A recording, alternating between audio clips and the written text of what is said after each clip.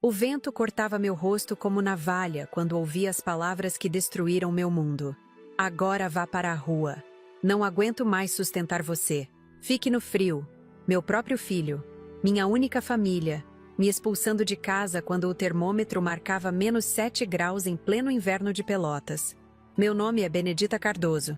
Tenho 68 anos.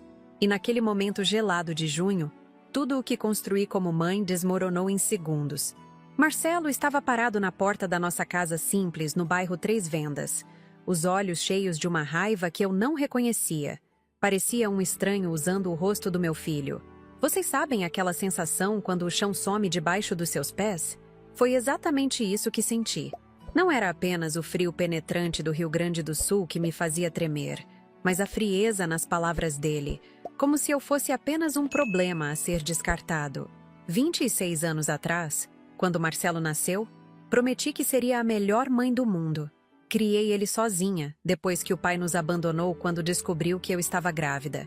Trabalhei 16 horas por dia na minha pequena loja de aviamentos, vendendo botões, zíperes, fitas e tecidos para costureiras da região. Cada centavo que ganhava era investido no futuro do meu menino. Lembro das noites em que ele fazia lição de casa no balcão da loja, enquanto eu atendia os últimos clientes. Marcelo era um garoto inteligente, sempre questionando como as máquinas de costura funcionavam, interessado nos diferentes tipos de linha e sua resistência. Achei que ele herdaria meu amor pelo comércio, mas seguiu outro caminho, formando-se em logística. Durante décadas, nossa rotina era harmoniosa. Ele cresceu, arrumou emprego em uma empresa de transporte, mas continuava morando comigo. Dizia que não havia necessidade de sair de casa, que gostava da nossa companhia mútua. Eu acreditava nisso. Acreditava que éramos uma dupla perfeita, mãe e filho contra as dificuldades da vida. Tudo começou a mudar há 2 anos. Marcelo chegava cada vez mais tarde do trabalho, sempre carrancudo, reclamando de chefes, de colegas, de clientes. Primeiro pensei que fosse apenas estresse profissional. Ele tinha 42 anos. Estava numa idade em que as responsabilidades pesam mais. Tentei ajudar oferecendo conselhos, preparando suas comidas favoritas, cuidando da casa para que ele só se preocupasse com o trabalho. Mas as reclamações aumentaram. Começou a questionar meus gastos, mesmo os mais básicos. Se eu comprava um shampoo mais caro, ele reclamava. Se ligava o aquecedor por causa do frio, ele fazia cara feia olhando a conta de luz. Cada pequena despesa virava motivo de discussão. Vendi minha loja há 3 anos, quando completei 65 anos. A idade estava pesando, e os jovens preferiam comprar produtos pela internet. O dinheiro da venda foi significativo. Usei parte para reformar nossa casa e o restante guardei para emergências. Achei que isso aliviaria qualquer pressão financeira que Marcelo pudesse estar sentindo. Mas, estranhamente, as reclamações pioraram depois que vendi o negócio. Era como se minha presença constante em casa o incomodasse. Ele saía cedinho para o trabalho e voltava quase na madrugada. Nos fins de semana, ficava trancado no quarto ou saía para lugares que nunca me contava onde eram. Nossa comunicação virou um campo minado. Qualquer tentativa de conversa resultava em respostas monossilábicas ou irritação. Perguntava sobre o trabalho dele, e Marcelo respondia com evasivas. Comentava sobre algum programa de televisão, e ele apenas resmungava. Sugeria passeios ou almoços fora, e sempre havia alguma desculpa. A solidão dentro da própria casa é uma das piores coisas que existe. Eu tinha meu filho fisicamente presente, mas emocionalmente ele estava a quilômetros de distância. Comecei a me questionar se havia feito algo errado, se minha forma de criá-lo tinha gerado esse distanciamento. Durante as noites insones, repassava cada decisão que tomei como mãe. Talvez tivesse sido super protetora, talvez devesse ter incentivado mais sua independência, ou será que estava sendo muito presente agora que ele era adulto? Essas dúvidas corroíam minha paz de espírito. Tentei conversar diretamente sobre nosso relacionamento algumas vezes. Marcelo sempre desconversava. Dizia que estava tudo normal, que eu estava imaginando coisas. Mas uma mãe sente quando algo não vai bem com um filho. É um instinto que não se engana, mesmo quando tentamos nos convencer do contrário. Os primeiros sinais mais evidentes apareceram quando notei mudanças no comportamento dele relacionadas a dinheiro. Marcelo sempre foi organizado financeiramente, mas começou a agir de forma estranha. Recebia ligações que atendia em voz baixa, se trancava no quarto para falar.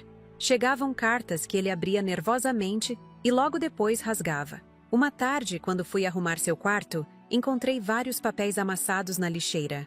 Curiosa, juntei os pedaços e vi que eram cobranças bancárias, avisos de cartão de crédito, valores altíssimos que não faziam sentido com o salário dele. Fiquei preocupada, mas quando tentei abordar o assunto, Marcelo explodiu em raiva, acusando-me de mexer nas coisas dele. Foi a primeira vez que vi aquela expressão de ira no rosto do meu filho. Não era apenas irritação ou estresse, mas algo mais profundo, mais escuro. Pedi desculpas, disse que só estava preocupada com ele, mas Marcelo continuou alterado por dias. A partir daquele episódio, ele passou a trancar tudo: documentos, computador, até mesmo gavetas que antes ficavam abertas.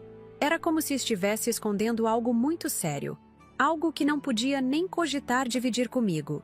Meu instinto materno estava em alerta máximo. Conhecia meu filho melhor que ninguém. Sabia quando ele mentia ou omitia informações. Durante anos, conseguia detectar suas mentirinhas de adolescente só pelo tom de voz. Agora, adulto, ele estava claramente envolvido em algo que o deixava desesperado. Comecei a prestar mais atenção nos detalhes. Marcelo chegava em casa com roupas amassadas, rosto cansado além do normal, mãos tremendo ligeiramente. Às vezes o via chorando silenciosamente no banheiro, achando que eu não percebia. Outras vezes, ficava horas olhando para o nada, perdido em pensamentos que pareciam torturas. A situação financeira da nossa casa também estava estranha. Apesar do meu dinheiro da venda da loja, Marcelo insistia em pagar todas as contas sozinho. Mas as contas atrasavam. Chegavam avisos de corte de energia, de suspensão de internet. Quando questionava, ele dizia que eram problemas administrativos do banco. Chegou um ponto em que comecei a suspeitar que Marcelo estava usando drogas. O comportamento errático, as mudanças de humor bruscas, a paranoia constante. Várias noites fiquei acordada observando se ele apresentava sinais físicos de dependência química, mas não encontrei evidências concretas. Na verdade, fisicamente ele parecia saudável. O problema estava na mente, na alma. Meu filho estava sendo consumido por algo que eu não conseguia identificar nem ajudar. A impotência de uma mãe nessa situação é desesperadora. 3 meses antes daquele dia terrível no frio, decidi tomar uma atitude mais direta. Procurei Marcelo no trabalho, algo que nunca havia feito em todos esses anos. Queria entender se o problema estava relacionado ao ambiente profissional, se havia alguma situação específica que pudesse explicar sua transformação.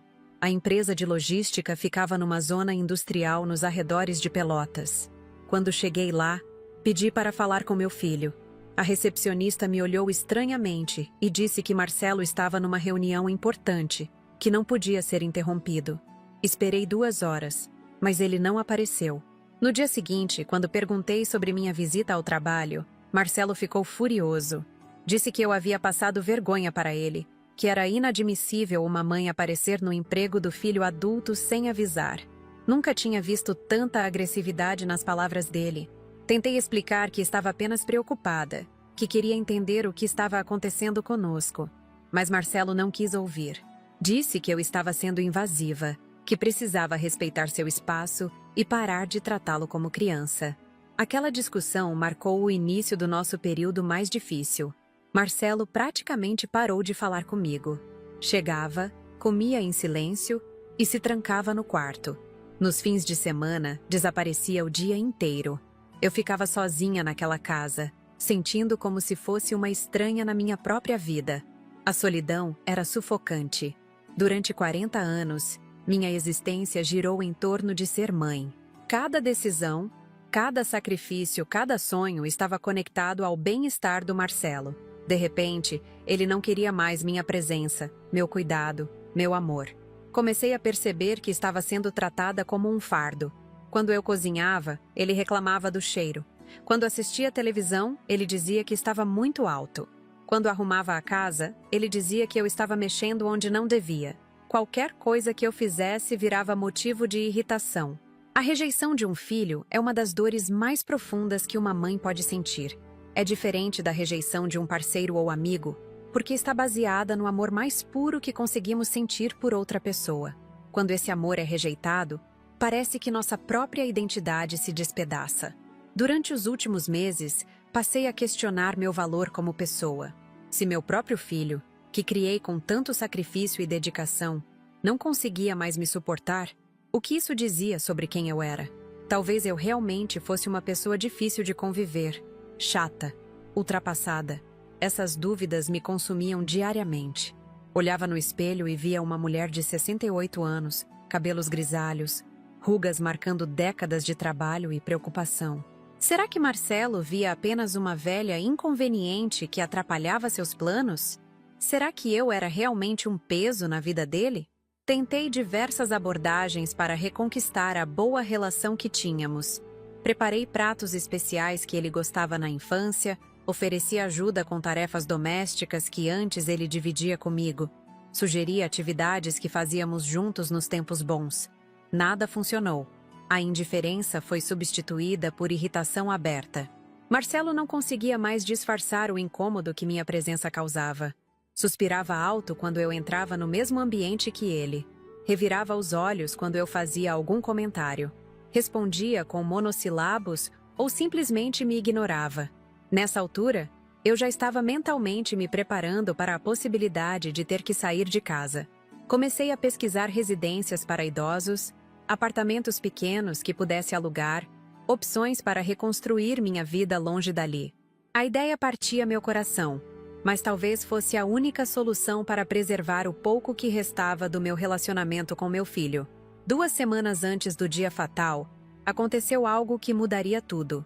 Estava organizando alguns documentos antigos, quando encontrei uma pasta com papéis do Marcelo que ele havia esquecido na mesa da cozinha. Não era minha intenção mexer, mas alguns documentos estavam espalhados, e quando fui juntar para não perderem, vi coisas que me deixaram em estado de choque. O que descobri naqueles papéis me fez entender que a situação era muito mais complexa do que eu imaginava. Não era apenas uma crise de relacionamento entre mãe e filho, nem estresse profissional comum. Havia algo muito mais sério acontecendo na vida do Marcelo, algo que explicava seu comportamento desesperado dos últimos meses. Fotografei discretamente alguns daqueles documentos no meu celular, pensando que talvez precisasse mostrar para alguém ou usar como evidência de alguma coisa. Naquele momento, não sabia exatamente para que serviria aquela informação, mas meu instinto dizia que era importante guardar. Foi exatamente essa informação no meu celular que se tornaria a chave para desvendar toda a situação naquele dia terrível de -7 graus. Mas antes de chegar a esse ponto, ainda teria que passar pelo momento mais doloroso da minha vida como mãe. Na manhã daquela quinta-feira de junho, acordei com uma sensação estranha, como se algo definitivo fosse acontecer. O frio estava mais intenso que o normal, e Marcelo estava particularmente agitado. Ele mal tocou no café da manhã que preparei e ficou andando de um lado para outro, falando baixinho no telefone. Quando a conta de luz chegou pelo correio, foi a gota d'água que faltava para a explosão. O valor estava realmente alto por causa do aquecedor que usávamos contra o frio rigoroso. Tentei explicar que precisávamos do aquecimento por causa da minha idade, que pessoas idosas sentem mais frio e podem ter problemas de saúde se ficarem em ambientes gelados. Mas Marcelo não quis ouvir explicações. Começou a gritar que não aguentava mais pagar minhas extravagâncias, que eu estava gastando dinheiro que ele não tinha, que estava farto de sustentar alguém que só dava despesa e não contribuía com nada. Cada palavra era como uma punhalada. Tentei argumentar que eu tinha dinheiro guardado da venda da loja, que podia contribuir com as despesas se ele quisesse. Mas ele estava fora de si, dizendo coisas terríveis sobre como eu havia se tornado um fardo insuportável em sua vida. Foi quando ele disse aquelas palavras que ecoam na minha mente até hoje. Agora vá para a rua. Não aguento mais sustentar você. Fique no frio. E me empurrou em direção à porta. Ali parada no batente da porta, sentindo o vento gelado cortar meu rosto, Tive alguns segundos para processar o que estava acontecendo. Meu filho, meu único filho, estava me expulsando de casa num dia de temperatura extremamente baixa. Aos 68 anos, eu estava sendo tratada como um lixo descartável. Mas enquanto sentia as lágrimas gelarem no meu rosto, lembrei daqueles documentos fotografados no meu celular. Lembrei do que havia descoberto sobre a vida secreta do Marcelo. E percebi que talvez fosse hora de usar essa informação para entender de uma vez por todas o que estava destruindo nossa família. Respirei fundo. Peguei o telefone com mãos trêmulas pelo frio e pela emoção. E disse as palavras que mudariam tudo entre nós. Palavras que revelariam segredos guardados, dores escondidas e uma verdade que nenhum de nós dois estava preparado para enfrentar. Me contem aqui nos comentários de que cidade vocês são e se já passaram por alguma situação parecida com filhos ou familiares. E se ainda não estão inscritos no canal Vovó Lembrou, cliquem no sininho para acompanhar todas nossas histórias reais. Agora vou contar para vocês o que aconteceu quando mostrei para meu filho o que estava guardado no meu celular e como essa descoberta mudou completamente nossa história. Com as mãos tremendo mais pela tensão do que pelo frio, peguei meu celular e olhei diretamente nos olhos do Marcelo. Antes de eu ir embora e você nunca mais me ver na vida, tem uma coisa que preciso te mostrar. Minha voz saiu mais firme do que eu esperava, carregada de décadas de experiência lidando com situações difíceis no comércio. Marcelo parou de gritar. Sua expressão mudou instantaneamente da raiva para algo entre curiosidade e receio. Ele me conhecia bem o suficiente para saber que quando eu usava aquele tom específico, era porque tinha algo sério para dizer. Era o mesmo tom que usava quando descobria suas travessuras na adolescência ou quando precisava tomar decisões importantes sobre a loja. Mãe, que história é essa? Que coisa? Ele fechou a porta para o frio não entrar, mas manteve a mão na maçaneta, como se ainda estivesse decidindo se me mandaria embora ou não. O vento continuava uivando lá fora, lembrando-nos da temperatura brutal que estava fazendo. Deslizei o dedo pela tela do telefone até encontrar a pasta onde havia salvado as fotos. Meu coração batia tão forte que eu conseguia ouvir o som no meu peito. Durante semanas, carreguei aquele segredo sozinha, sem saber o que fazer com aquela informação perturbadora. Agora, naquele momento extremo, sabia que era hora de colocar todas as cartas na mesa. Senta ali no sofá, Marcelo. O que vou te mostrar vai explicar muita coisa sobre o que está acontecendo entre a gente. Apontei para a poltrona onde ele costumava se sentar para assistir televisão, nos raros momentos em que ainda dividíamos o mesmo ambiente. Ele hesitou por alguns segundos, mas a curiosidade venceu. Caminhou lentamente até a poltrona, os olhos fixos no meu celular. Pude perceber que suas mãos também estavam tremendo ligeiramente. E não era por causa do frio. Havia algo no comportamento dele que denunciava nervosismo extremo. Sentei no sofá ao lado e respirei profundamente antes de começar a falar. Lembra há 3 semanas quando você deixou aquela pasta com papéis espalhados na mesa da cozinha? Você tinha acabado de chegar do trabalho, estava muito nervoso, atendeu o telefone e saiu correndo, esquecendo tudo ali. Vi o rosto dele empalidecer instantaneamente. Marcelo se lembrava perfeitamente daquele dia. Tinha chegado em casa completamente transtornado, recebeu uma ligação que o deixou ainda mais agitado e saiu de casa às pressas, sem nem explicar para onde estava indo. Só voltou na madrugada, entrando silenciosamente achando que eu estava dormindo. Mãe, você mexeu nos meus documentos?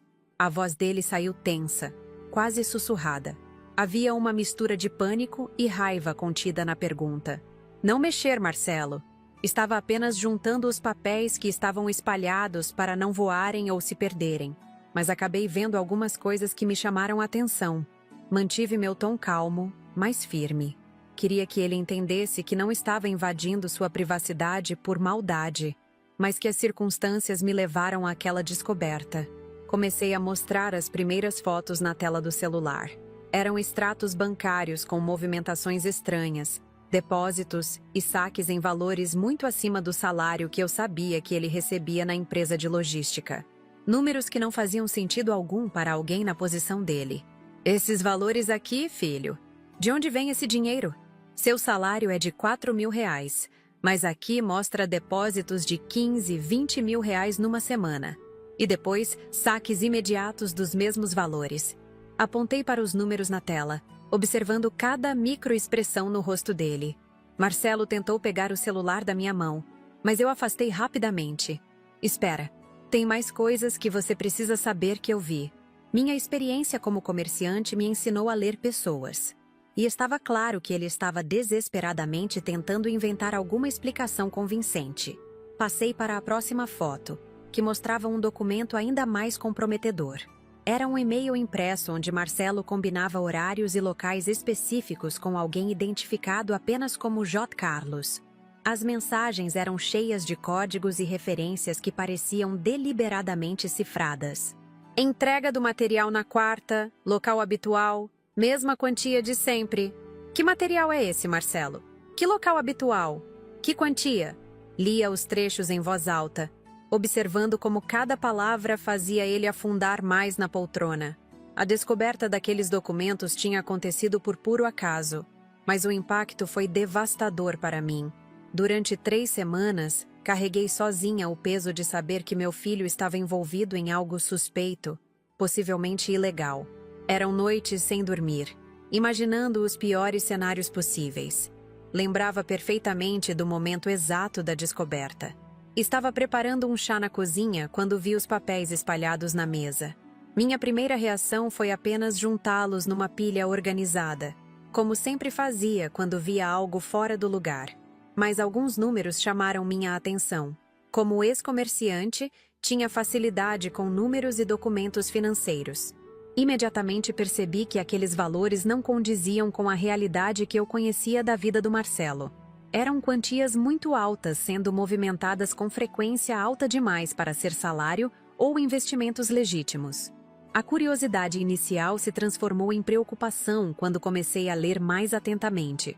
Havia referências a mercadorias especiais, clientes preferenciais, entregas discretas, terminologia que soava muito mais como atividade ilícita do que trabalho normal em empresa de logística. Fotografei os documentos mais comprometedores, inicialmente pensando que talvez precisasse mostrar para algum advogado ou autoridade competente. Nunca imaginei que usaria aquelas informações numa confrontação direta com meu próprio filho. Durante as semanas seguintes, observei o comportamento do Marcelo com outros olhos. Os telefonemas suspeitos, as saídas repentinas, o nervosismo constante, tudo passou a fazer sentido dentro de um contexto muito mais sombrio. Meu filho estava envolvido em algo perigoso e possivelmente criminoso. Mãe, você não entende o contexto dessas coisas. São documentos do trabalho, relatórios internos da empresa. Marcelo tentava manter a compostura, mas sua voz estava visivelmente alterada. Conhecia meu filho há 42 anos. Sabia exatamente quando ele estava mentindo. Trabalho? Então me explica este aqui. Mostrei outra foto, desta vez de um papel manuscrito com uma lista de nomes, horários e valores. Era uma espécie de cronograma detalhado de atividades que definitivamente não pareciam relacionadas a transporte de mercadorias legais. O papel continha informações como Roberto, terça 22 horas, 8 mil. Marina, sexta, 18 horas, 12 mil. Carlos, sábado 20 horas, 15 mil. Eram dezenas de entradas similares, sempre com nomes, horários noturnos ou em fins de semana, e valores significativos em dinheiro. Que horários são esses, filho? Sua empresa funciona de segunda a sexta, das 8 às 17 horas. Por que você tem compromissos às 10 da noite com pessoas chamadas Roberto e Marina? Por que valores em dinheiro vivo? Minha voz estava ficando mais firme conforme apresentava as evidências. Marcelo se levantou bruscamente da poltrona e começou a andar nervosamente pela sala. Passou a mão pelos cabelos várias vezes, respirando pesadamente. Era evidente que estava se sentindo encurralado, sem saída para justificar aquelas informações comprometedoras. Você não deveria ter mexido nessas coisas, mãe. Não é da sua conta. Agora ele estava claramente irritado. Mas era uma irritação diferente da raiva que demonstrara antes. Era o nervosismo de quem foi pego em flagrante. Não é da minha conta?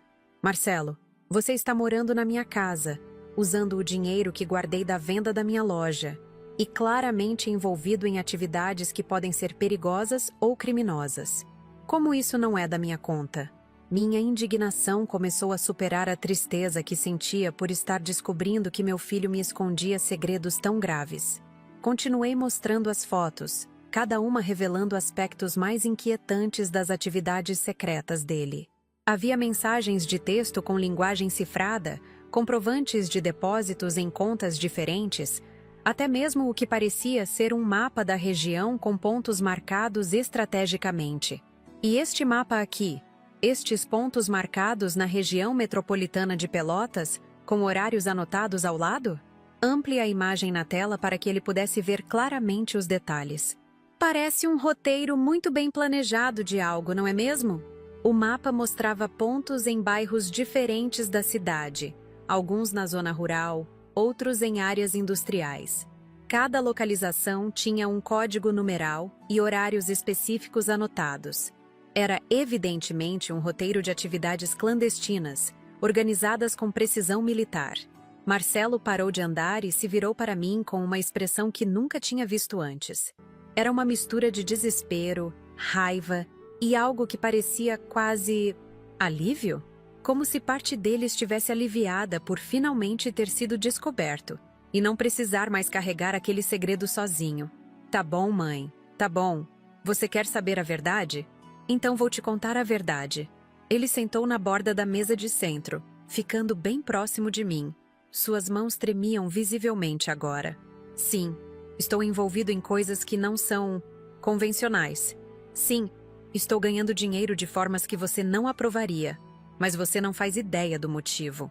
Não faz ideia do que me levou a isso. Sua voz estava carregada de emoção contida, como se estivesse prestes a explodir em choro ou grito. Naquele momento, percebi que havia camadas muito mais profundas naquela situação do que eu imaginava. O Marcelo não era simplesmente um filho rebelde envolvido em atividades ilegais por ganância ou irresponsabilidade. Havia algo mais complexo, mais desesperador motivando suas ações. Então me conta, filho. Me explica o que está acontecendo. Por que você está fazendo isso? Por que está arriscando sua vida, seu futuro, nossa família? Guardei o celular e estendi as mãos em direção a ele, num gesto materno de acolhimento. Mas Marcelo se afastou, levantou novamente e foi até a janela, olhando para a neve que começava a cair mais intensamente. O silêncio durou quase 1 minuto inteiro, apenas com o som do vento gelado batendo no vidro. Você realmente quer saber, mãe? Tem certeza que está preparada para ouvir? Ele se virou para mim com lágrimas nos olhos, mas ainda hesitando em revelar a verdade completa. Quero ouvir tudo, Marcelo. Somos uma família, não importa o que esteja acontecendo. Sempre podemos encontrar uma solução juntos. Tentei transmitir toda a segurança e amor maternal que conseguia, mesmo estando internamente apavorada com o que poderia ouvir. Ele voltou a se sentar, desta vez no chão, encostado na parede, numa posição que lembrava quando era criança, e se escondia quando fazia alguma travessura. Era como se estivesse voltando a ser o menino assustado que se refugiava no colo da mãe quando algo dava errado. Tudo começou há 8 meses quando descobri uma coisa sobre você. Uma coisa que você estava escondendo de mim. Marcelo olhou diretamente nos meus olhos enquanto falava, e senti um arrepio na espinha que não tinha nada a ver com o frio. Sobre mim? Que coisa sobre mim? Minha mente correu rapidamente tentando imaginar que segredo eu poderia estar guardando que justificasse toda aquela situação extrema. Seus exames médicos, mãe. Os exames que você fez no início do ano e nunca me contou os resultados. Sua voz estava embargada, carregada de dor e acusação ao mesmo tempo. Senti o sangue gelar nas minhas veias. Os exames. Como ele havia descoberto sobre os exames? Eu tinha sido tão cuidadosa em esconder aqueles resultados, em não preocupá-lo desnecessariamente enquanto ainda estava processando as informações e decidindo qual seria o melhor caminho a seguir. Como descobriu sobre os exames? Minha voz saiu quase inaudível, porque já começava a entender onde aquela conversa estava indo. Encontrei os papéis escondidos no seu quarto, mãe. O diagnóstico do tumor cerebral. O relatório médico dizendo que você tinha pouco tempo de vida se não fizesse um tratamento específico, caríssimo, que o SUS não cobre. Agora ele estava chorando abertamente. O mundo pareceu girar ao meu redor. Marcelo sabia sobre minha doença há 8 meses e nunca disse nada. Enquanto eu tentava protegê-lo da preocupação, ele estava carregando aquele peso sozinho, tentando proteger a mim. Todo esse dinheiro que você viu nos extratos, mãe, todo esse dinheiro é para pagar seu tratamento. O médico particular disse que com 50 mil reais consegue fazer uma cirurgia experimental que pode te salvar. E eu vou conseguir essa quantia, não importa como. Marcelo socou o chão com o punho fechado, a frustração explodindo finalmente. As peças do quebra-cabeça começaram a se encaixar de forma devastadoramente clara. O comportamento estranho, o nervosismo, as atividades suspeitas, até mesmo a raiva dirigida a mim. Meu filho estava se destruindo financeira e moralmente para tentar me salvar, e eu não fazia ideia de nada disso. Marcelo, meu filho, tentei me aproximar dele, mas ele fez um gesto para que eu mantivesse distância. Por isso que eu não aguento mais te sustentar, mãe. Por isso que quero que você vá embora, porque cada dia que passa é mais um dia que você pode morrer. E eu não consigo olhar para você sem lembrar que estou fracassando em salvá-la. Sua confissão saiu entre soluços de desespero puro. Naquele momento, compreendi que nossa situação era infinitamente mais complexa e dolorosa do que qualquer coisa que eu poderia ter imaginado.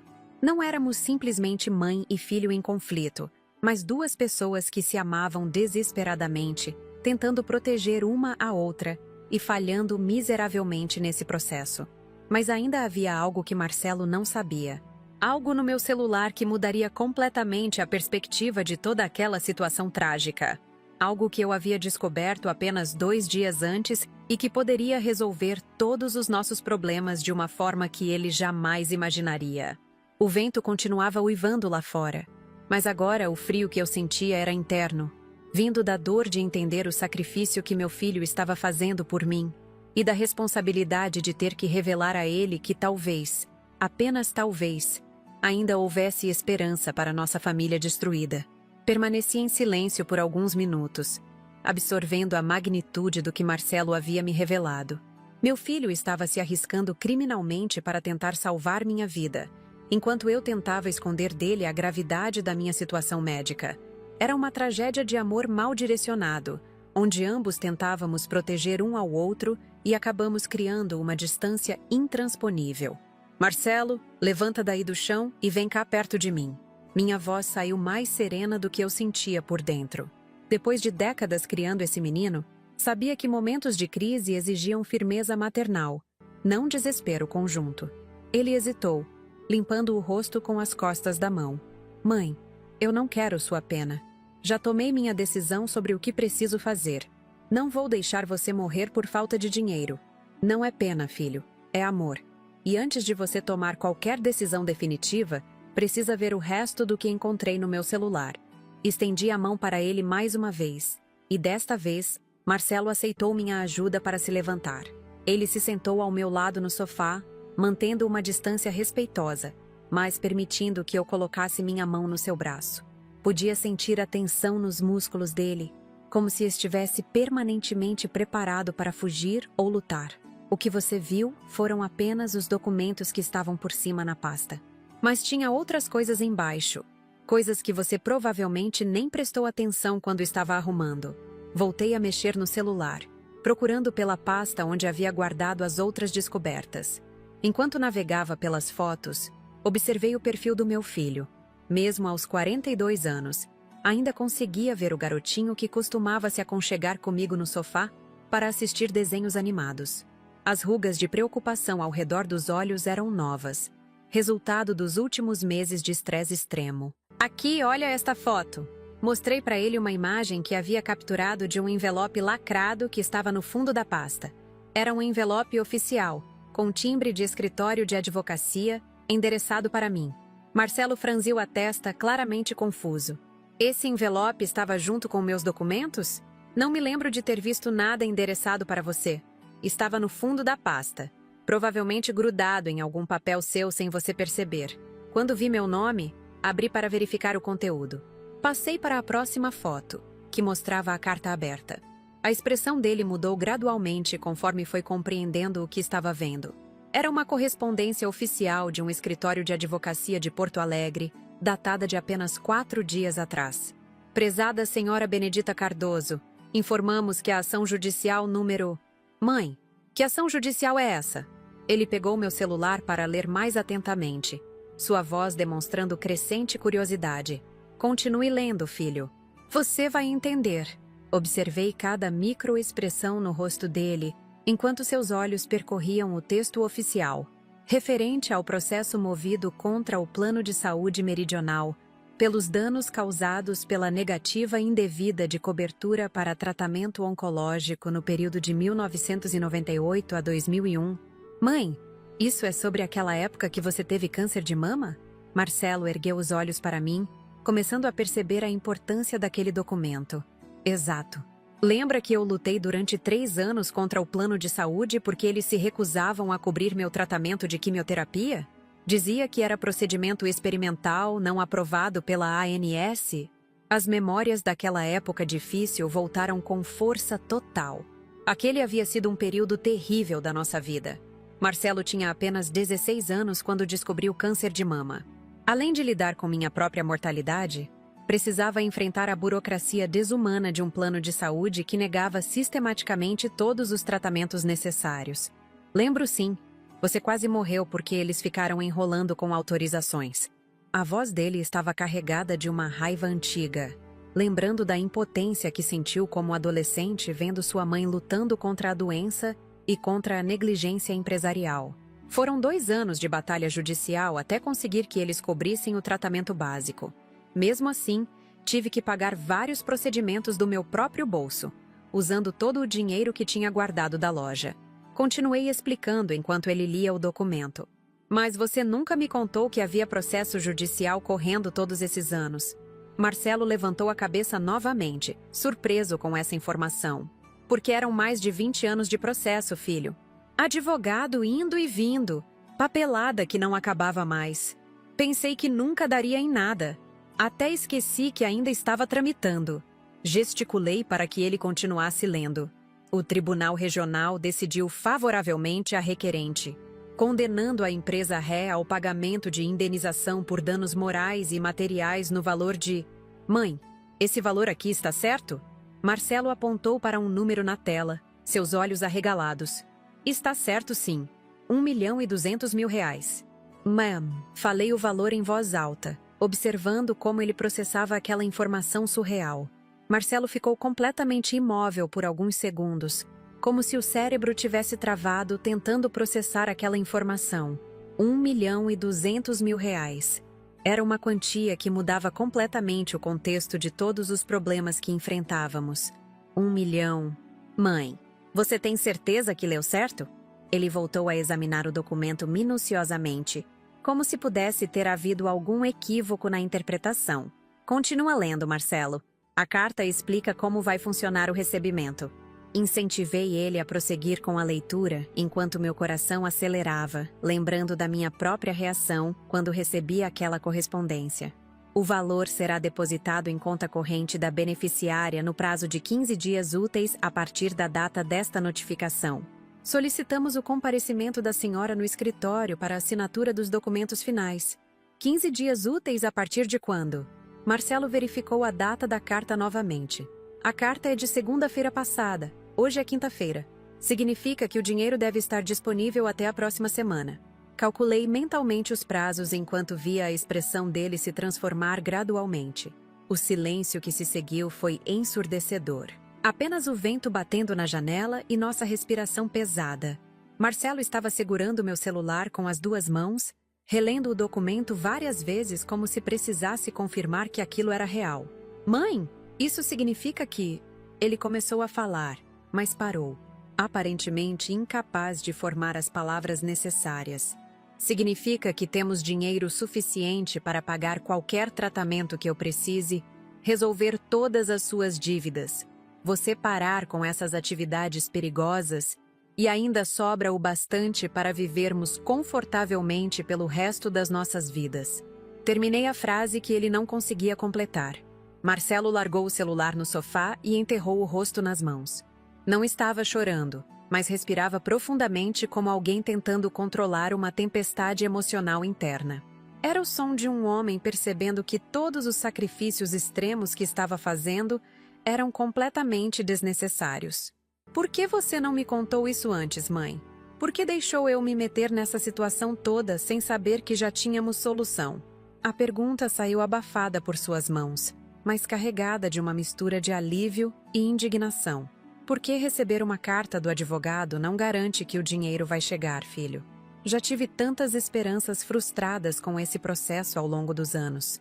Queria ter certeza absoluta antes de criar expectativas em você. Expliquei meu raciocínio, embora agora reconhecesse que talvez devesse ter compartilhado a informação imediatamente. E sobre minha doença, sobre o tumor. Por que você também escondeu isso de mim? Marcelo ergueu a cabeça, me encarando diretamente. Agora que o aspecto financeiro estava resolvido, voltávamos à questão médica que iniciou toda essa crise. Pelos mesmos motivos que você tentou esconder de mim que sabia sobre minha situação. Queria proteger você da preocupação até ter certeza sobre qual seria o melhor caminho a seguir. Admiti que ambos cometemos o mesmo erro de tentar carregar fardos pesados sozinhos. Levantei do sofá e fui até a janela, observando a neve que continuava caindo.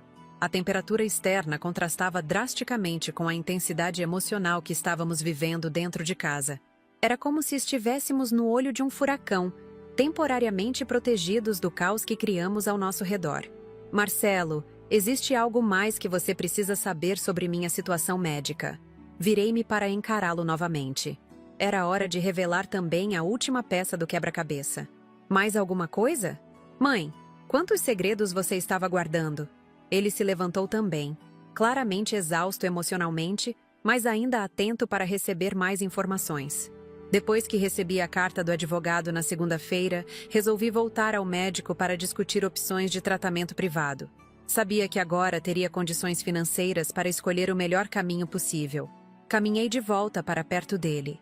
Peguei meu celular novamente e procurei por outra pasta de fotos. Esta continha documentos médicos mais recentes, resultado da consulta que tive 2 dias atrás. Ontem fiz novos exames, mais detalhados, com equipamentos de última geração. Mostrei as primeiras imagens dos laudos médicos. O médico queria ter certeza absoluta sobre o diagnóstico antes de propor qualquer intervenção. Marcelo observou atentamente as imagens dos exames, embora claramente não compreendesse a terminologia médica técnica. Sua expressão demonstrava apreensão sobre o que eu estava prestes a revelar. E o que os exames mostraram? Perguntou com voz hesitante, se preparando mentalmente para notícias potencialmente devastadoras. Mostraram que o que parecia ser um tumor maligno na verdade é um hematoma antigo, resultado de uma pancada que levei na cabeça há alguns meses quando escorreguei no banheiro. Lembra daquele dia que você chegou e me encontrou no chão? Observei a expressão de confusão crescente no rosto dele. Lembro, você disse que tinha tropeçado, mas que estava tudo bem. Marcelo franziu a testa, tentando conectar as informações. O primeiro médico interpretou mal as imagens do exame inicial. O que ele pensou ser tumor era, na verdade, acúmulo de sangue antigo da batida. Com equipamentos melhores, ficou claro que não há nenhuma lesão cancerosa. Sorri ligeiramente ao revelar a boa notícia. Espera. Você está dizendo que... Ele parou de falar no meio da frase, a realização atingindo-o gradualmente. Estou dizendo que não tenho câncer, não preciso de cirurgia experimental e não vou morrer por causa de doença terminal. Preciso apenas de acompanhamento médico regular para monitorar a absorção natural do hematoma. Terminei a explicação observando como ele processava essa reviravolta completa. Marcelo se sentou pesadamente na poltrona, colocando as mãos na cabeça. Então eu passei 8 meses me destruindo por nada? 8 meses envolvido com gente perigosa, arriscando ir para a cadeia, te tratando mal porque não aguentava a dor de te perder? Sua voz saía em tom de absoluta incredulidade. Não foi por nada, filho. Foi por amor. Você fez o que fez porque me ama, mesmo tendo escolhido um caminho perigoso e equivocado. E eu escondi as informações porque também te amo e queria te proteger. Aproximei-me dele novamente. Mas agora estamos aqui. descobrindo que nenhum de nossos medos se justificava. Tenho dinheiro para viver dignamente, não tenho doença grave, e você pode parar com essas atividades ilegais sem prejuízo para ninguém. E Marcelo levantou a cabeça e me olhou com uma expressão que combinava alívio profundo com vergonha devastadora. Mãe, as coisas que eu fiz, as pessoas com quem me envolvi, não é simples assim sair desse mundo. Como assim não é simples? Você não pode simplesmente parar?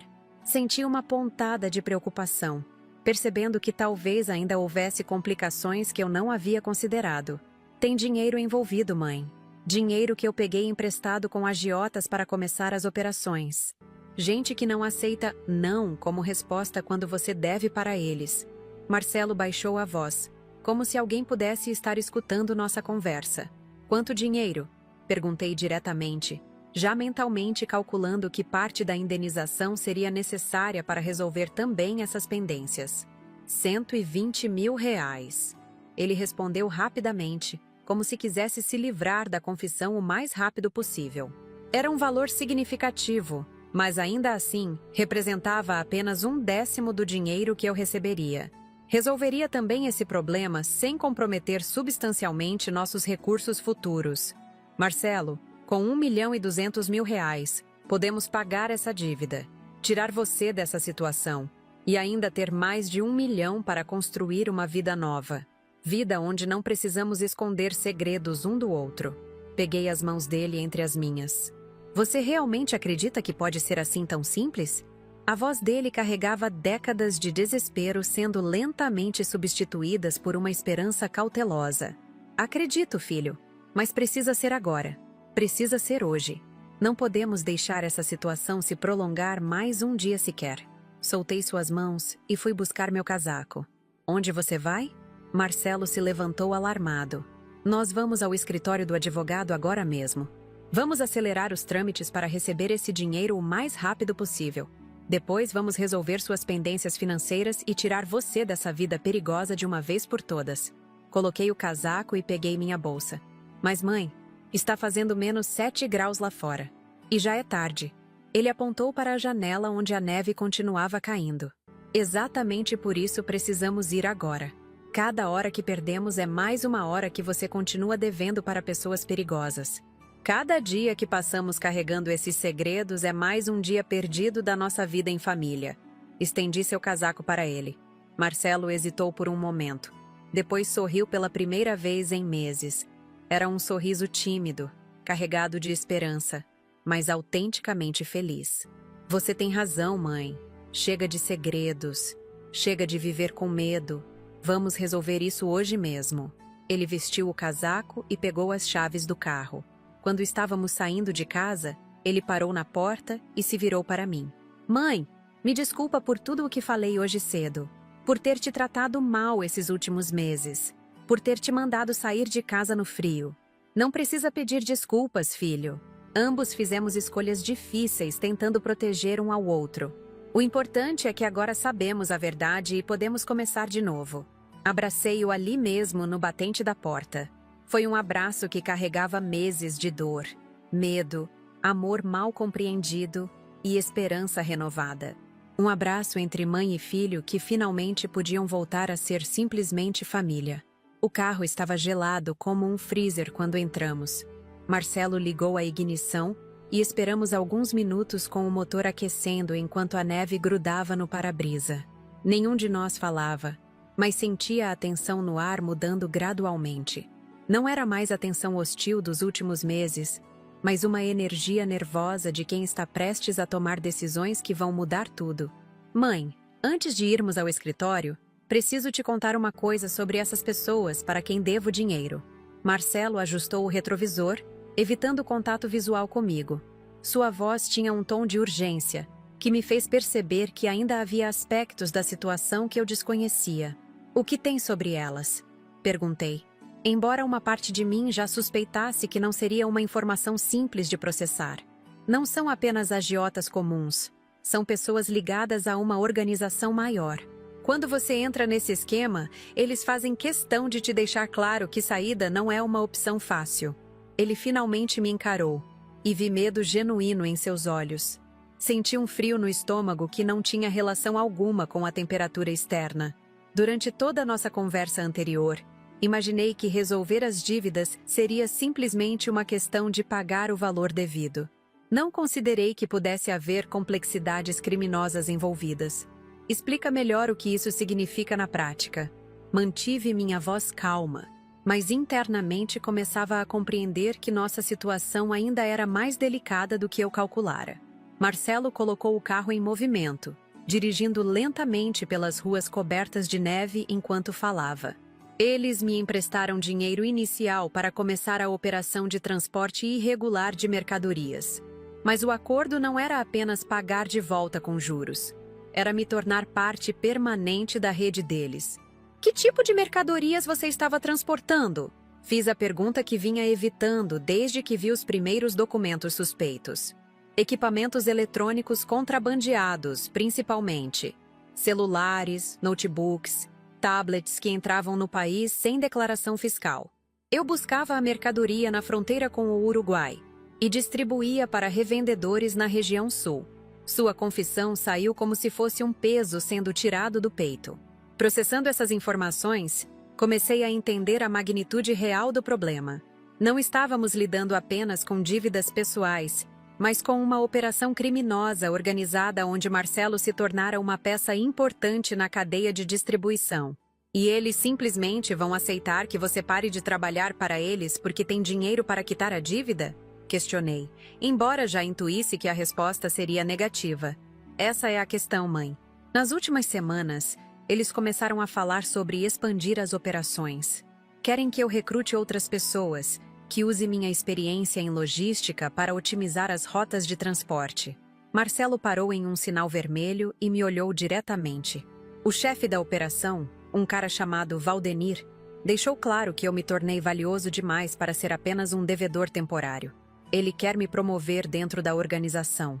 Continuou explicando enquanto o semáforo mudava. Minha mente trabalhava rapidamente, tentando processar todas essas camadas adicionais de complicação. E o que acontece se você recusar essa promoção? Não sei ao certo, mas pelas conversas que ouvi, pessoas que tentaram sair dessa vida tiveram problemas sérios. Alguns simplesmente desapareceram. Marcelo disse isso baixinho, como se pronunciar as palavras em voz alta pudesse materializar ameaças. Senti um medo visceral tomando conta do meu corpo.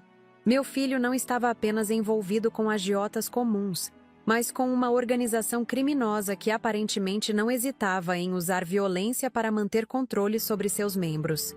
Marcelo, quando foi a última vez que você falou com essas pessoas? Precisava entender qual era nosso prazo antes que eles começassem a procurar por ele. Anteontem, Valdenir ligou dizendo que tem uma reunião marcada para amanhã à noite.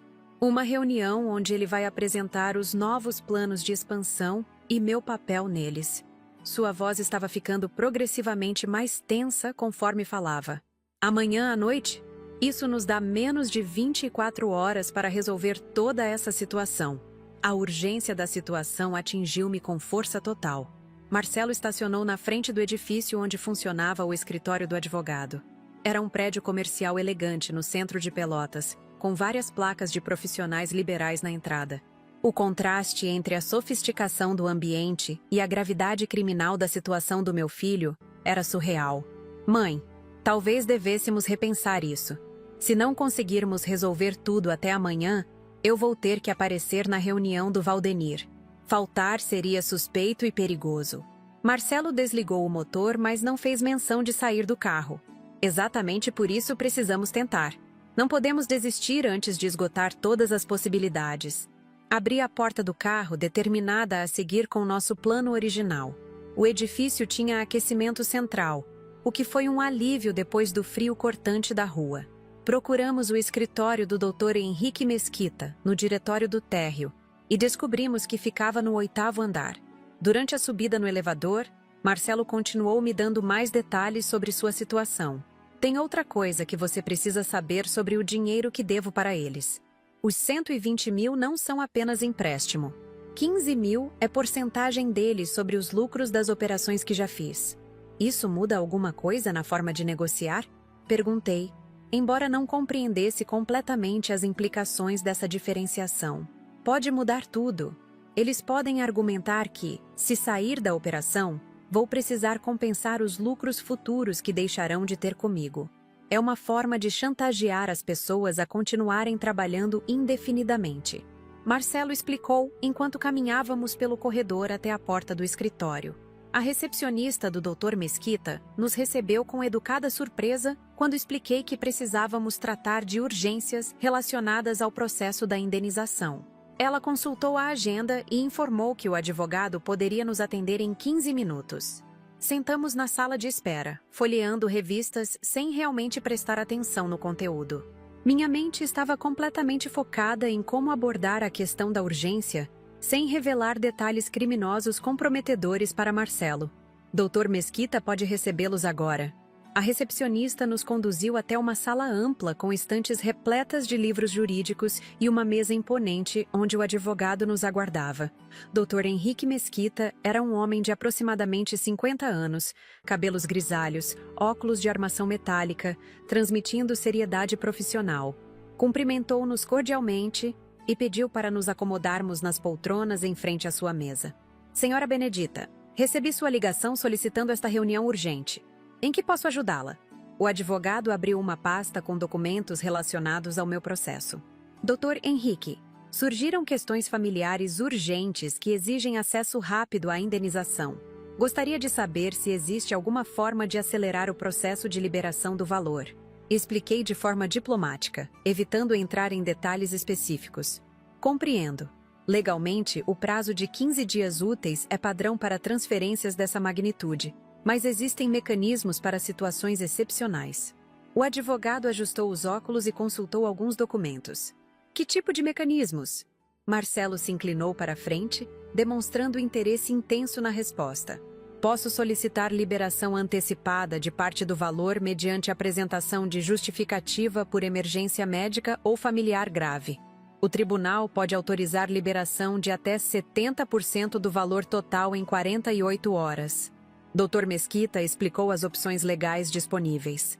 70% de R$ 1.200.000 resultaria em R$ 840.000.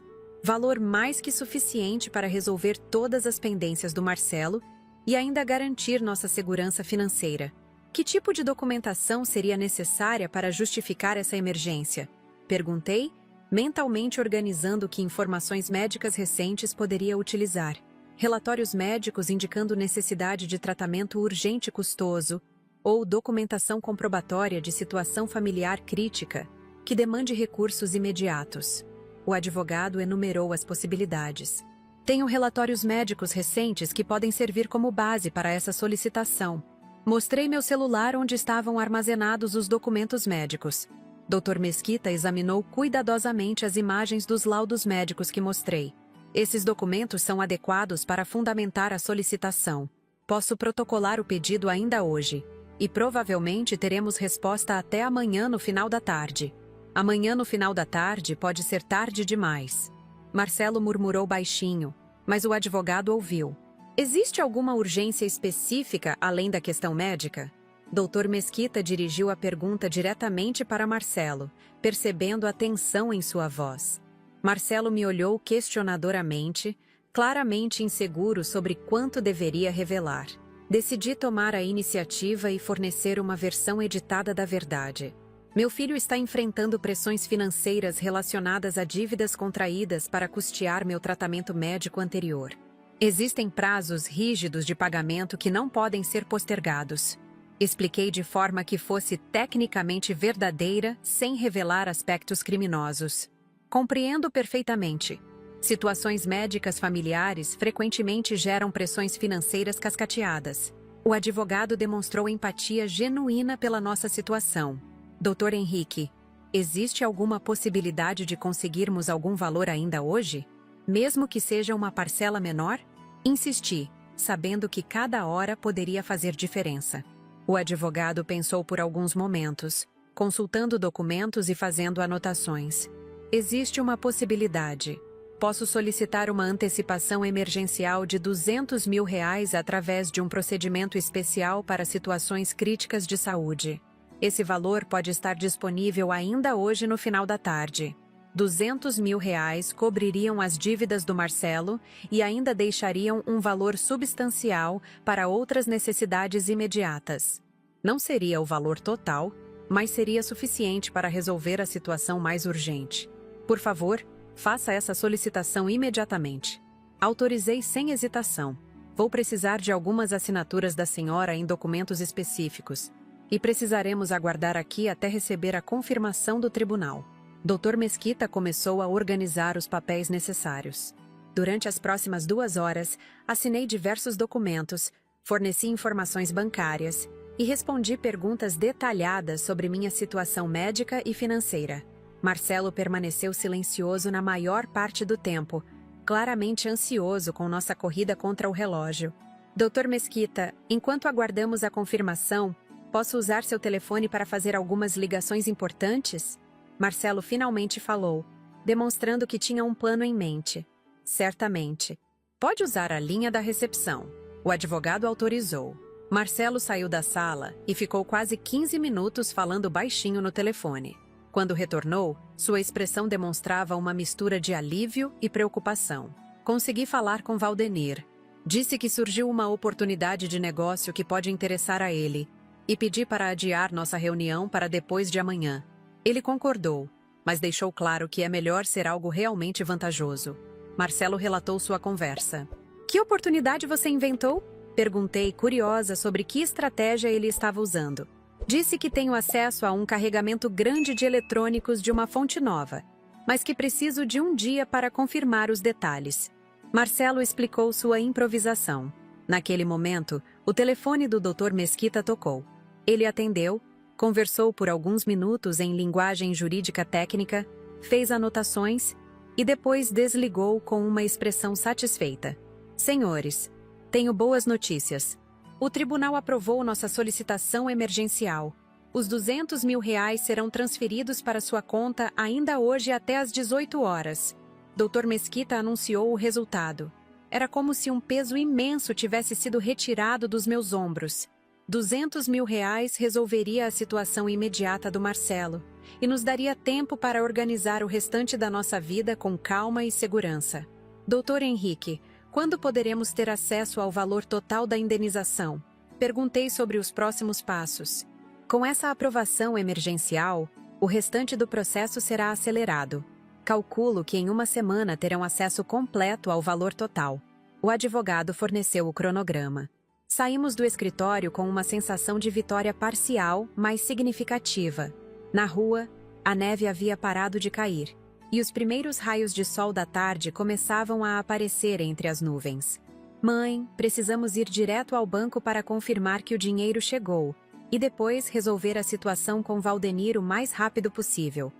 Marcelo estava claramente aliviado, mas ainda focado na urgência de finalizar todos os pendentes. Concordo. Vamos terminar isso hoje mesmo e começar nossa vida nova sem segredos e sem medos. Abracei meu filho ali na calçada, sentindo que finalmente estávamos caminhando na direção correta. O banco confirmou a transferência às 17 horas em ponto. R$ 200.000 depositados na minha conta, prontos para resolver os últimos obstáculos que separavam nossa família da paz que buscávamos há tantos meses. Saímos do banco, já eram quase 18 horas. E a cidade começava a acender suas luzes de inverno. Marcelo estava diferente, mais ereto, como se o peso que carregava nos ombros tivesse diminuído significativamente. Mas ainda percebia tensão residual em seus movimentos. Sabíamos que a parte mais delicada ainda estava por vir. Agora vou ligar para Valdenir e marcar o encontro para hoje à noite. Marcelo parou na calçada, tirando o celular do bolso com mãos que não tremiam mais. Espera, filho. Antes de ligar, preciso saber exatamente como você planeja abordar essa conversa com ele. Coloquei minha mão sobre o telefone dele, impedindo a ligação momentaneamente. Vou ser direto. Vou falar que consegui o dinheiro para quitar tudo e que quero encerrar minha participação na operação. Marcelo me olhou com determinação, mas percebi que ele ainda não havia pensado completamente nas possíveis reações de Valdenir. E se ele não aceitar? E se insistir que você continue trabalhando para eles independentemente de quitar a dívida? Questionei, forçando-o a considerar cenários mais complexos. Marcelo ficou silencioso por alguns minutos, claramente ponderando essas possibilidades pela primeira vez de forma realista. Então vou ter que ser mais convincente. Ou como assim mais convincente? Insisti, porque percebia que ele estava subestimando a dificuldade da situação. Vou oferecer um bônus além do valor da dívida. Um pagamento extra para compensar os lucros futuros que eles deixarão de ter comigo.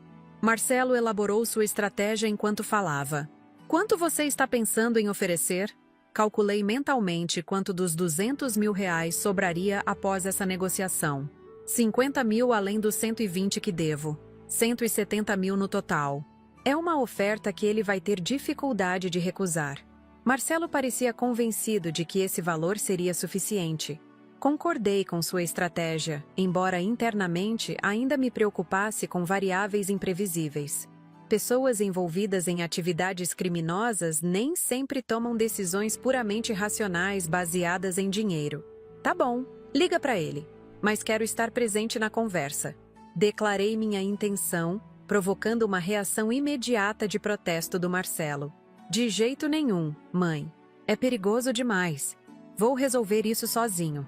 Ele se afastou alguns passos, como se quisesse fisicamente me impedir de participar. Marcelo, nós chegamos até aqui enfrentando essa situação juntos. Não vou deixar você enfrentar a parte mais perigosa sozinho. Mantive minha posição com firmeza. Mãe, essas pessoas não são como os clientes da sua antiga loja. São criminosos que podem reagir de forma violenta se perceberem qualquer ameaça. Marcelo tentou me dissuadir apelando para minha segurança. Exatamente por isso você não pode ir sozinho. Se alguma coisa der errado, pelo menos estaremos juntos. Argumentei, sabendo que minha presença poderia tanto complicar quanto proteger a situação. Discutimos por mais alguns minutos, mas eventualmente Marcelo cedeu, sob a condição de que eu permaneceria no carro durante a conversa inicial. Se a situação parecesse controlada, ele me faria sinal para me aproximar. Marcelo ligou para Valdenir e ouvi apenas o lado da conversa do meu filho. Oi, Valdenir, sou o Marcelo. Preciso falar contigo hoje à noite sobre um assunto importante. Não é sobre a reunião de amanhã. É sobre dinheiro. Pode ser no local de sempre, às 20 horas? Perfeito. Te vejo lá. Local de sempre? Perguntei depois que ele desligou. Um galpão abandonado na zona industrial. É onde eles fazem as reuniões mais sigilosas. Marcelo explicou enquanto caminhávamos de volta para o carro. A zona industrial de Pelotas à noite era um lugar sombrio e deserto. Prédios escuros, ruas mal iluminadas, apenas o som ocasional de caminhões passando nas rodovias próximas. Era exatamente o tipo de ambiente que eu imaginava para encontros de criminosos. Chegamos ao local às 19h45. O galpão que Marcelo indicou estava no final de uma rua sem saída, cercado por outros edifícios aparentemente abandonados. Havia apenas um carro estacionado na frente, um sedã escuro com vidros fumê. Esse é o carro do Valdenir. Marcelo apontou para o veículo. Vou descer e conversar com ele. Você fica aqui com o motor ligado, pronta para sair se alguma coisa der errado. E como vou saber se algo deu errado?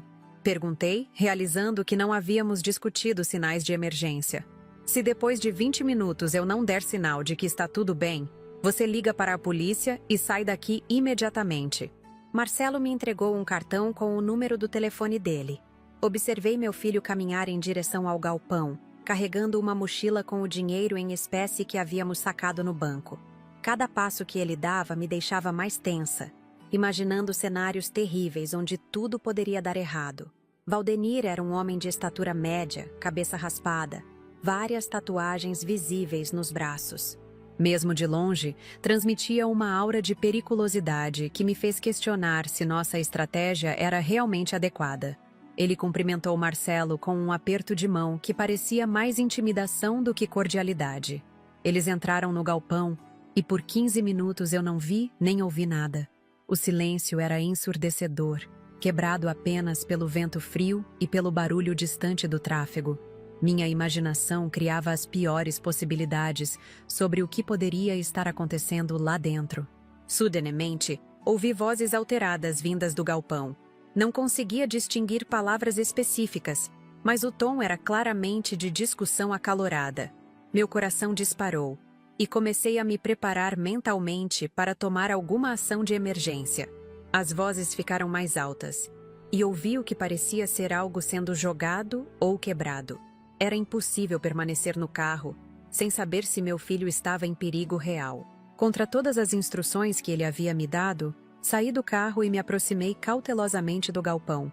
Através de uma janela parcialmente quebrada, consegui ver parte da conversa. Marcelo estava de pé, mantendo distância respeitosa de Valdenir, que gesticulava agressivamente. A mochila com dinheiro estava no chão entre eles, aparentemente aberta. Você acha que pode simplesmente sair da nossa operação pagando uma multa? Ouvi Valdenir falar em tom ameaçador. Não é assim que funciona, Marcelo. Uma vez dentro, você é nossa propriedade.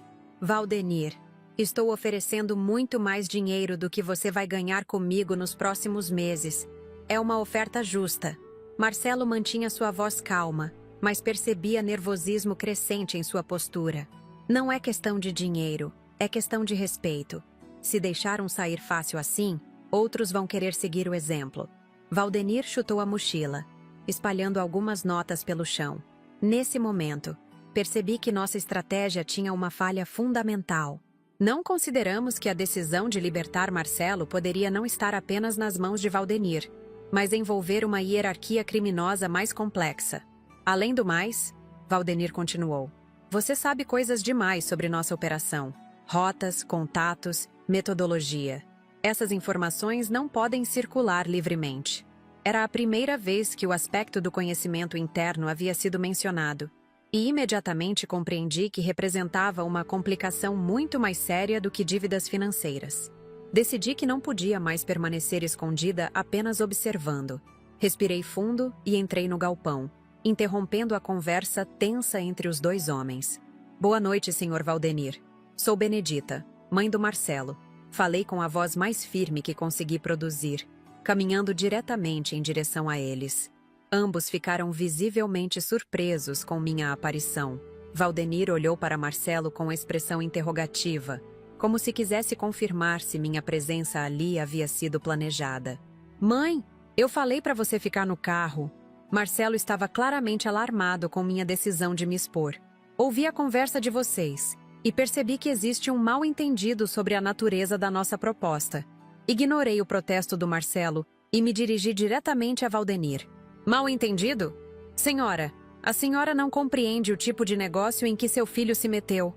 Valdenir me encarou com uma mistura de irritação e curiosidade. Compreendo perfeitamente.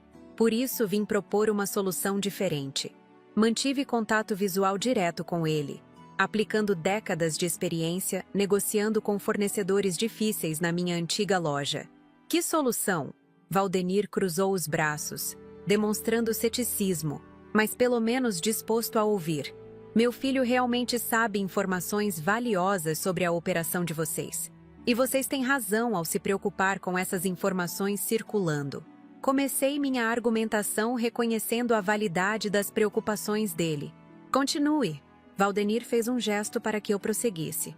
Mas essas informações só são perigosas se meu filho tiver motivo para usá-las contra vocês. Se ele sair dessa vida satisfeito, em paz, com problemas resolvidos, não haverá razão para criar conflito. Desenvolvi meu raciocínio estrategicamente. E como posso ter certeza disso? Valdenir questionou, mas percebi que estava genuinamente considerando minha proposta. Porque vou dar um seguro pessoal. Além dos R$170 mil que estamos oferecendo, vou dar minha palavra pessoal de que meu filho nunca usará essas informações de forma prejudicial. Ofereci a única garantia adicional que tinha disponível. Palavra de mãe não vale muito no mundo dos negócios, senhora. Valdenir respondeu com cinismo, mas sem a agressividade anterior. Talvez não, mas vale quando vem acompanhada de mais R$30 mil como garantia de boa-fé. Aumentei nossa oferta espontaneamente, calculando que 200 mil no total seria um valor difícil de recusar. Valdenir ficou silencioso por alguns momentos, claramente fazendo cálculos mentais sobre a proposta. O galpão estava completamente silencioso, apenas com nossa respiração pesada, criando vapor no ar frio. R$ 200.000 em troca de liberdade completa? Sem obrigações futuras? Sem contato posterior? Valdenir finalmente verbalizou os termos para confirmar seu entendimento. Exatamente. R$ 200.000 em dinheiro vivo. Hoje, em troca de uma separação amigável e definitiva. Confirmei os termos claramente. E se descobrir que seu filho quebrou o acordo de silêncio? Valdenir ainda queria garantias adicionais. Então, o senhor sabe onde nos encontrar. Mas garanto que isso nunca acontecerá. Respondi com convicção absoluta. Valdenir olhou para Marcelo, depois para mim, depois para o dinheiro espalhado no chão. Caminhou ao redor do galpão por alguns minutos, claramente ponderando a decisão final. Tá bom, aceito a oferta. R$ 200.000 e seu filho está livre para seguir sua vida. Valdenir estendeu a mão para apertar a minha. Mas quero deixar uma coisa muito clara. Ele continuou após cumprimentarmos. Se algum dia descobrir que houve traição, não haverá segunda chance. Nem para ele, nem para a senhora. Compreendido perfeitamente. Aceitei as condições, sabendo que Marcelo nunca violaria nosso acordo. Nos próximos 15 minutos, organizamos o restante do dinheiro necessário, contamos as notas e formalizamos verbalmente todos os aspectos do acordo. Valdenir pareceu genuinamente satisfeito com o desfecho financeiro, especialmente considerando que R$ 200.000 representavam muito mais do que ele ganharia com Marcelo em operações futuras incertas. Marcelo, foi bom fazer negócios com você. Espero que aproveite sua liberdade. Valdenir se despediu de forma quase cordial, guardando o dinheiro em uma maleta. Espero nunca mais ter que fazer negócios assim na vida. Marcelo respondeu honestamente, mas sem hostilidade. Saímos do galpão juntos, deixando Valdenir organizando o dinheiro. No carro, ambos permanecemos silenciosos por vários minutos, processando o que havia acabado de acontecer. Mãe, você foi incrível ali dentro. Nunca imaginei que conseguisse negociar com uma pessoa como Valdenir. Marcelo finalmente quebrou o silêncio, sua voz carregada de admiração e gratitude. 40 anos lidando com fornecedores complicados me ensinou algumas coisas sobre negociação. Sorri, sentindo uma satisfação profunda por ter ajudado meu filho a se libertar definitivamente. Acabou mesmo, né? Estou realmente livre dessa vida? Marcelo perguntou, como se ainda não conseguisse acreditar completamente. Acabou, filho. Você está livre. Eu estou bem de saúde. Temos dinheiro suficiente para viver com dignidade. E não precisamos mais esconder segredos um do outro. Resumo nossa nova realidade. O trajeto de volta para casa foi completamente diferente da viagem de ida. Conversamos abertamente sobre planos futuros, sobre como usar o restante da indenização que eu receberia, sobre a possibilidade de Marcelo abrir seu próprio negócio legítimo na área de logística. Quando chegamos em casa, a temperatura ainda estava baixa, mas a casa nos recebeu com calor aconchegante. Preparei um café quente e sentamos na sala onde algumas horas antes havíamos vivido momentos de tanto sofrimento e incompreensão. Mãe, me perdoa por tudo que te fiz passar nos últimos meses. Por te tratar mal, por esconder coisas, por quase te colocar na rua no frio. Marcelo pediu desculpas formalmente, olhando diretamente nos meus olhos. E me perdoa você também por ter escondido minha situação médica e criado preocupação desnecessária. Pedi desculpas reciprocamente. A partir de hoje, prometo que não haverá mais segredos entre nós. Marcelo estendeu a mão para mim. Promessa aceita. Apertei sua mão, selando nosso novo compromisso com honestidade mútua. Naquela noite, pela primeira vez em meses, tanto Marcelo quanto eu dormimos profundamente, sem preocupações, sem medos, sem culpa. Nossa família havia passado pelo momento mais difícil de sua história e emergido mais forte, mais unida e, definitivamente, mais sábia. Uma semana depois, recebemos o restante da indenização. Marcelo abriu sua empresa de logística. Eu retomei atividades sociais que havia abandonado e construímos uma rotina baseada em transparência, carinho mútuo e respeito pela independência individual dentro de nossa unidade familiar. Hoje, quando olho para trás e lembro daquela manhã gelada de -7 graus quando Marcelo me mandou sair de casa, percebo que foi o momento mais baixo que precisávamos atingir para finalmente nos encontrarmos de verdade. Às vezes, as palavras mais duras são apenas o desespero gritando por ajuda, e o amor verdadeiro significa ouvir além das palavras para compreender a dor que as motiva. Quando acordo todos os dias agora e olho pela janela da nossa casa em Pelotas, lembro daquela manhã terrível de -7 graus que mudou completamente nossas vidas. Parece que foi há uma eternidade, mas na verdade faz apenas 6 meses desde aquele dia quando Marcelo me mandou sair no frio e eu revelei o segredo que estava guardado no meu celular. Hoje quero dividir com vocês as reflexões mais profundas que essa experiência me trouxe, porque acredito que muitas famílias passam por situações parecidas sem saber como resolver. Espero que minha história possa ajudar alguém que esteja vivendo momentos difíceis com filhos, pais ou qualquer pessoa querida. A primeira lição que aprendi é que o amor mal comunicado pode se transformar na fonte de mais sofrimento do que qualquer problema externo. Marcelo e eu passamos 8 meses nos destruindo mutuamente porque cada um tentava proteger o outro, mas fazendo isso de forma secreta. Eu escondia minha suposta doença terminal para não preocupá-lo. Ele escondia suas atividades criminosas para conseguir dinheiro para meu tratamento. O resultado foi uma distância emocional que quase destruiu nossa família para sempre. Se tem uma coisa que gostaria que vocês gravassem dessa história é: conversar é sempre melhor que esconder.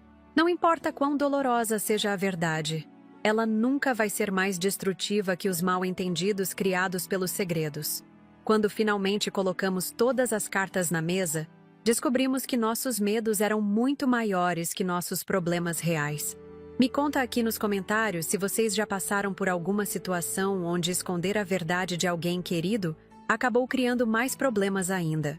Quero muito ler suas experiências, porque cada história que vocês compartilham me ajuda a entender que não estamos sozinhos nas nossas dificuldades familiares. A segunda reflexão importante é sobre como a pressão financeira pode levar pessoas boas a tomarem decisões desesperadas. Meu filho sempre foi honesto, trabalhador, responsável. Mas quando achou que eu estava morrendo e que precisava de R$50 mil para me salvar, ele se envolveu com criminosos sem hesitar. O desespero de perder alguém que amamos pode nos fazer ignorar consequências que normalmente consideraríamos inaceitáveis. Isso me fez pensar quantas pessoas estão neste exato momento tomando decisões arriscadas porque acreditam que não têm alternativas. Quantos filhos estão se metendo em problemas para ajudar pais doentes? Quantos pais estão fazendo escolhas questionáveis para garantir o futuro dos filhos? A necessidade pode transformar qualquer pessoa em alguém que ela própria não reconhece. Por isso é tão importante ter redes de apoio, conversar sobre problemas financeiros antes que se tornem desesperadores. E, principalmente, não assumir que sabemos quais são as opções disponíveis sem investigar completamente. Eu tinha um processo judicial correndo há mais de 20 anos que poderia ter resolvido nossos problemas, mas nunca pensei em usar aquela informação porque não acreditava que daria resultado. Gostaria que vocês comentassem também sobre situações onde descobriram soluções para problemas que pareciam impossíveis de resolver. Essas histórias de esperança são muito importantes para pessoas que estão passando por dificuldades agora. A terceira lição que essa experiência me trouxe foi sobre a importância de não julgar comportamentos sem entender as motivações por trás deles. Durante meses, achei que Marcelo havia se tornado uma pessoa fria, egoísta, que não me amava mais. Na verdade, ele estava se sacrificando de uma forma que eu nem imaginava para tentar me salvar. O comportamento agressivo dele era resultado da dor de achar que estava me perdendo, combinada com a pressão de estar envolvido em atividades perigosas. Quantas vezes fazemos isso na vida? Vemos alguém agindo de forma estranha e imediatamente criamos explicações baseadas em nossas próprias inseguranças, sem tentar descobrir o que realmente está acontecendo. Se eu tivesse confrontado Marcelo sobre seu comportamento mudado desde o início, talvez pudéssemos ter evitado meses de sofrimento desnecessário. Escreve aqui nos comentários se vocês já passaram por situações onde julgaram alguém errado porque não entendiam o contexto completo da situação. Acho que todos nós temos histórias assim, e compartilhar essas experiências nos ajuda a ser mais compassivos nas próximas vezes. Outra reflexão muito importante é sobre como pequenas descobertas podem mudar completamente o rumo de situações que parecem sem saída. Se eu não tivesse encontrado aqueles documentos espalhados na mesa, se não tivesse fotografado eles no meu celular, se não tivesse decidido confrontar Marcelo naquela manhã específica, nossa história poderia ter terminado de forma trágica. Às vezes, a informação que pode resolver nossos problemas está bem na nossa frente, mas não prestamos atenção porque estamos focados em outras preocupações. A carta do advogado estava perdida no meio de papéis do Marcelo. Se eu fosse uma pessoa que respeitasse totalmente a privacidade dele, nunca teria visto aquela correspondência. Paradoxalmente, minha indiscrição de mexer nos papéis dele foi o que salvou nossa família. Isso não significa que devemos invadir a privacidade das pessoas, mas sim que devemos estar atentos aos sinais e às oportunidades que aparecem ao nosso redor. Às vezes, a solução para nossos problemas está mais perto do que imaginamos. Me contem nos comentários sobre momentos em que vocês descobriram informações importantes por acaso, ou quando pequenos detalhes fizeram grande diferença nas suas vidas. Essas histórias sempre me inspiram muito. Também aprendi muito sobre coragem. Não a coragem heróica dos filmes, mas a coragem cotidiana de enfrentar conversas difíceis, de admitir erros, de pedir ajuda quando precisamos. Foi preciso coragem para confrontar Marcelo naquela manhã. Foi preciso coragem para ele me contar sobre as atividades ilegais. Foi preciso coragem para irmos juntos ao escritório do advogado. E, principalmente, foi preciso coragem para eu entrar naquele galpão e negociar cara a cara com Valdenir. A coragem não é a ausência do medo, é agir apesar do medo. Eu estava apavorada durante toda aquela negociação, mas sabia que não podia deixar meu filho enfrentar aquela situação sozinho. Às vezes, o amor nos dá uma coragem que não sabíamos que possuíamos. Escrevam aí para mim sobre momentos onde vocês foram mais corajosos do que imaginavam ser capazes. Quero conhecer essas histórias de superação pessoal que todos nós temos. Falando sobre negociação, descobri que as habilidades que desenvolvi durante 40 anos como comerciante foram muito mais valiosas do que eu imaginava. Conversar com Valdenir não foi tão diferente de negociar com fornecedores difíceis ou clientes exigentes. A diferença era o risco envolvido, mas os princípios básicos eram os mesmos.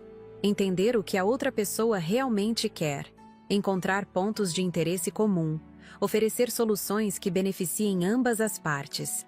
Isso me fez perceber que, muitas vezes, subestimamos nossas próprias capacidades. Achamos que não temos as habilidades necessárias para lidar com situações complexas, quando, na verdade, nossa experiência de vida já nos ensinou muito mais do que percebemos. Cada dificuldade que enfrentamos ao longo dos anos nos prepara para desafios futuros de formas que nem sempre reconhecemos. Contem para mim nos comentários sobre situações onde vocês usaram habilidades que já tinham para resolver problemas que pareciam totalmente diferentes. Adoro essas histórias de pessoas descobrindo sua própria força. Hoje, 6 meses depois daquele dia terrível, nossa casa voltou a ser um lar de verdade. Marcelo abriu sua empresa de logística honesta e está prosperando. Eu retomei atividades que havia abandonado, fiz novos amigos e, principalmente, criamos uma rotina de conversar abertamente sobre tudo. Todas as noites, durante o jantar, dividimos como foi nosso dia, que preocupações temos, que planos estamos fazendo. É simples, mas transformou completamente nossa relação. A indenização que recebi nos deu segurança financeira. Mas o mais importante foi a lição de que dinheiro resolve problemas práticos, mas não substitui comunicação honesta e amor genuíno. Se não tivéssemos aprendido a conversar, mesmo com toda aquela quantia, eventualmente enfrentaríamos outras crises.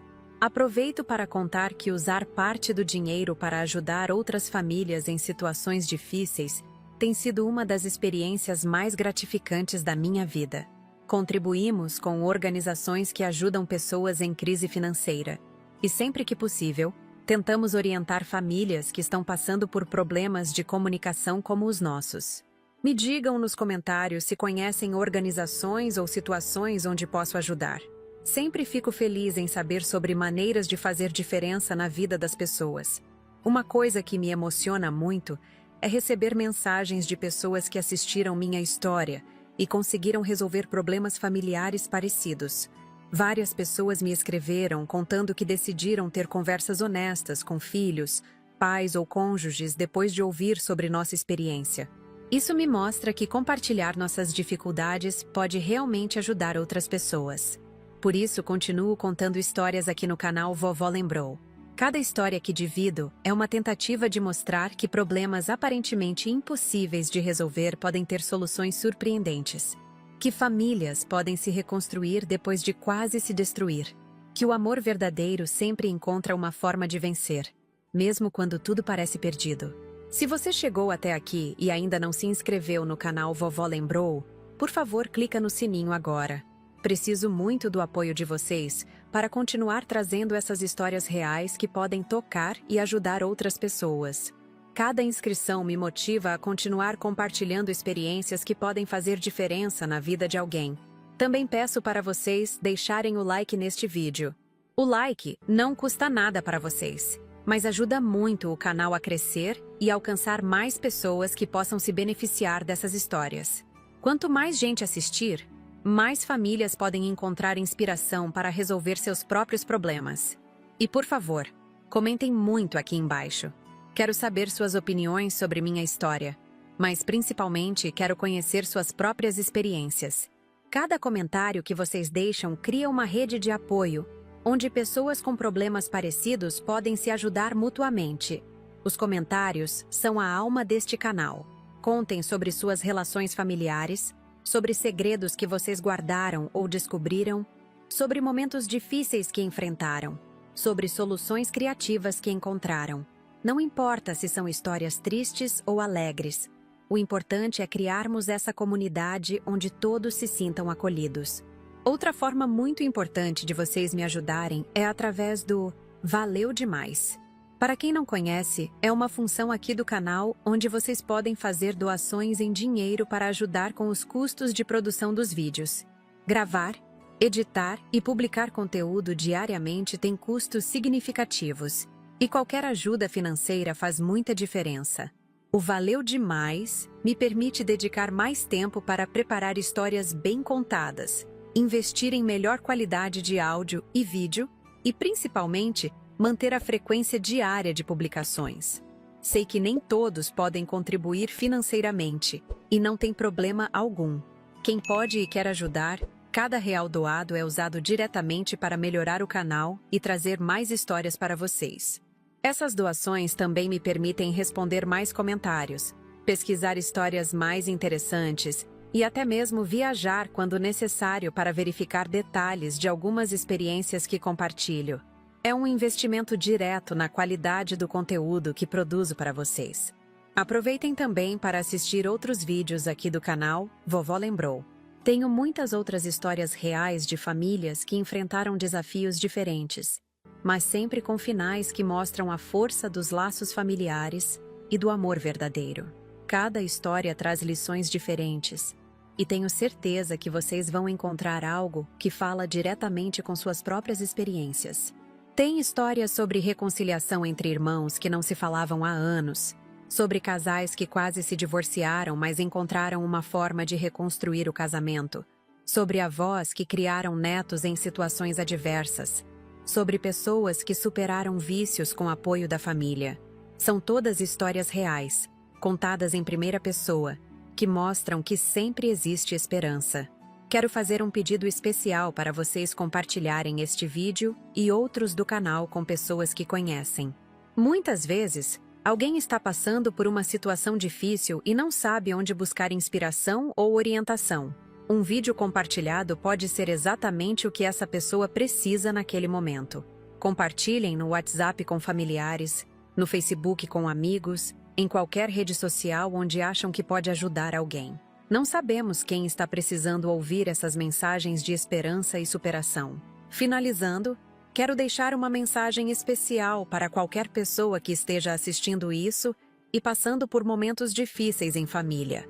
Sei que às vezes parece que não há solução, que as pessoas que amamos se tornaram estranhas, que problemas são grandes demais para serem resolvidos. Eu também pensei isso durante os piores momentos com Marcelo. Mas acreditem, sempre existe uma conversa que ainda não tiveram. Sempre existe uma informação que ainda não descobriram. Sempre existe uma abordagem que ainda não tentaram. O importante é não desistir do amor, mesmo quando ele parecer impossível de ser expresso ou recebido. E lembrem-se sempre, por trás de comportamentos aparentemente incompreensíveis, geralmente existe dor, medo ou desespero. Tentem ouvir além das palavras. Tentem entender além das ações. Às vezes, as pessoas que mais nos machucam são aquelas que mais precisam de nossa compreensão. Muito obrigada por terem assistido até o final, por fazerem parte desta comunidade e por me darem a oportunidade de dividir minha história com vocês. Cada visualização, cada like, cada comentário, cada doação no Valeu Demais me motiva a continuar. Não esqueçam de se inscrever no canal Vovó. Lembrou se ainda não fizeram? Ativem o sininho para receber notificações dos próximos vídeos. E, principalmente, continuem comentando e compartilhando suas próprias histórias. Juntos, criamos uma rede de apoio que pode transformar vidas. Até o próximo vídeo. E que vocês tenham sempre esperança de que os problemas familiares mais difíceis podem encontrar soluções surpreendentes. Assim como aconteceu comigo e com Marcelo naquela manhã gelada que mudou nossas vidas para sempre.